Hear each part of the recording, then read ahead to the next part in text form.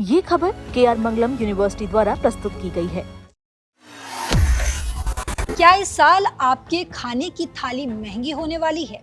क्या इस बार मॉनसून की बेरुखी देश के करोड़ों किसानों की मेहनत पर पानी फेर देगी? ये सवाल इसलिए क्योंकि इस साल अल नीनो का खतरा हमारे सिर पर मंडरा रहा है और इसे लेकर देश के कृषि वैज्ञानिकों से लेकर केंद्र सरकार तक सबकी चिंताएं बढ़ गई हैं। Indian council of agriculture research यानी ICAR ने एक बेहद चौंकाने वाला विश्लेषण जारी किया है। सरकार ने 2002, 2004 और 2009 के उन खौफनाक सालों का पूरा डेटा खंगाला है जब अल नीनो के सूखे ने देश को हिलाकर रख दिया था। इस बार धान, मक्का, ज्वार और बाजरा उगाने वाले देश के दर्जनों जिलों को वल्नरेबिलिटी मैप यानी कि खतरे के दायरे में रखा गया है। आखिर क्या है सरकार का ये मास्टर प्लान और इस बार किसानों को बचाने के लिए कौन सी इमरजेंसी क्रॉप प्लानिंग तैयार की गई है? इस साल अल नीनो के चलते देश में आने वाले खरीफ सीजन की फसल और उसकी पैदावार को लेकर अनुमान और विश्लेषण शुरू हो गए हैं।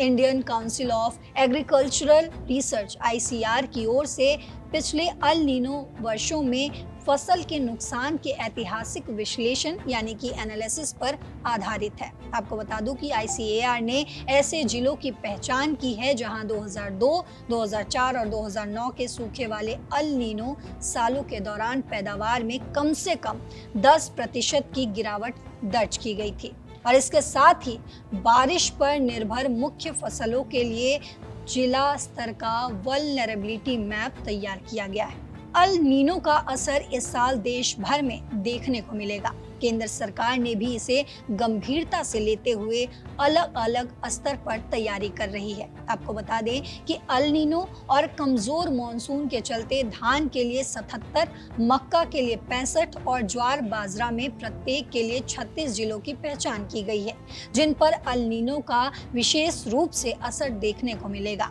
केंद्र सरकार की ओर से उन जिलों की भी पहचान की गई है जिन पर कमजोर मॉनसून का सबसे ज्यादा असर पड़ेगा। इसके साथ ही राज्यों को सलाह भी दी गई है कि अगर बारिश में काफी कमी होती है तो फसल के हिसाब से आपातकालीन उपाय और खेती से जुड़े जरूरी कदम उठाए जाएं ताकि पैदावार का नुकसान कम से कम हो। इस कदम से पता चलता है कि सरकार का फैसला न सिर्फ मौसम के मौजूदा अनुमानों पर बल्कि पिछली अल नीनो घटनाओं के दौरान खेती पर पड़े असर को ध्यान में रखकर जरूरी कदम उठाए गए हैं, खासकर अनाज पैदा करने वाले प्रमुख इलाकों में।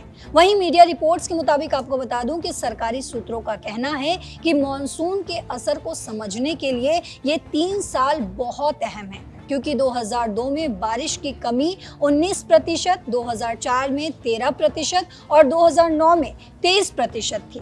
वहीं 2002 के बाद अल नीनो वाले दूसरे सालों में अन्य वजहों से मॉनसून पर ज्यादा असर नहीं पड़ा था। 2002 में खरीफ सीजन के अनाज, चावल, मोटे अनाज और दालों के उत्पादन में 22% से ज्यादा की गिरावट आई थी।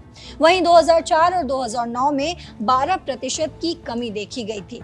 वहीं कृषि विभाग के पूर्व सचिव ने कहा है कि इस साल के हालात की तुलना पिछले 3 सालों से नहीं की जा सकती। वजह क्योंकि मुख्य रूप से भूजल के जरिए पक्की सिंचाई वाली जमीन के दायरे में काफी बढ़ोतरी हुई है। इसके अलावा उन्होंने कहा कि बारिश की बढ़ोतरी पर नजर रखने की जरूरत है कि इस साल ये कैसी होती है क्योंकि ये पहले के मौकों जैसा नहीं हो सकता। उन्होंने ओडिशा का उदाहरण भी दिया जहां इस साल ज्यादातर जिलों में मॉनसून के सामान्य रहने का अनुमान है। वहीं ICAR की 2026 की स्टैंडर्ड ऑपरेटिंग प्रोसीजर यानी कि SOP के अनुसार आपको बता दूं कि आखिरी दौर का सूखा आमतौर पर पौधों के प्रजनन के चरणों के दौरान अधिक गंभीरता से पड़ता है। इससे पैदावार कम हो सकती है। ऐसी स्थितियों में कृषि विज्ञान केंद्र यानी कि KVKS सलाह देंगे कि जहां भी संभव हो सामान्य सिंचाई की जाए और साथ ही पत्तियों के जरिए पोषक तत्व दिए जाए। फसल खराब होने की स्थिति में नकदी फसलों को प्राथमिकता दी जाएगी। बुरी तरह प्रभावित फसलों को चारे के तौर पर काटा जा सकता है। वहीं सूत्रों के अनुसार आपको बता दें कि ICAR के हैदराबाद स्थित central research institute for dryland agriculture यानी कि CRIDA ने राज्यों के कृषि विभागियों के साथ बैठकें शुरू कर दी है। इन बैठकों का मकसद स्टेक होल्डर्स को अल नीनो के संभावित असर और उससे निपटने के सही तरीकों के बारे में जागरूक करना है। इसमें फसल के मौसम के बीच में या आखिर में पड़ने वाले सूखे से निपटने के लिए आपातकालीन फसल योजना जैसी रणनीतियां भी शामिल है। अब तक इसने चावल उगाने वाले प्रमुख राज्यों जिनमें बिहार, कर्नाटक, तेलंगाना, आंध्र प्रदेश, महाराष्ट्र, राजस्थान, असम, पंजाब, गुजरात, उत्तर प्रदेश और पश्चिम बंगाल के साथ बैठकों का पहला दौर पूरा कर लिया है।